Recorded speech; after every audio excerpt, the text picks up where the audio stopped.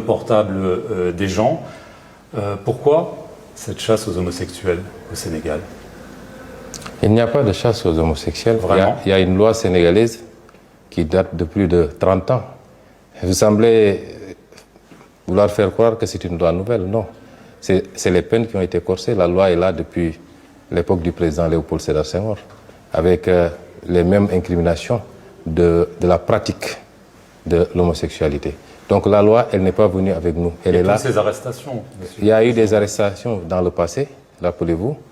Dans le passé, il y a eu des arrestations et les arrestations ont démarré avant le vote du durcissement des peines pour l'homosexualité, rappelez-vous.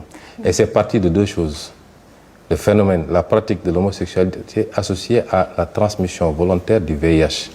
La presse occidentale semble vouloir occulter ce deuxième aspect qui est extrêmement important, la transmission volontaire du VIH. Donc, le Sénégal est un pays souverain. Il n'a pas à se justifier des lois qu'il prend, ni devant l'Occident, ni devant personne. La France a pris des lois que le Comité des droits de l'homme des Nations Unies a considérées comme étant attentatoires aux droits humains, notamment sur le hijab, sur les mineurs. Vous ne nous avez pas entendu nous prononcer, ni notre presse. Nous attendons la même courtoisie, le même respect de la France et de l'Occident.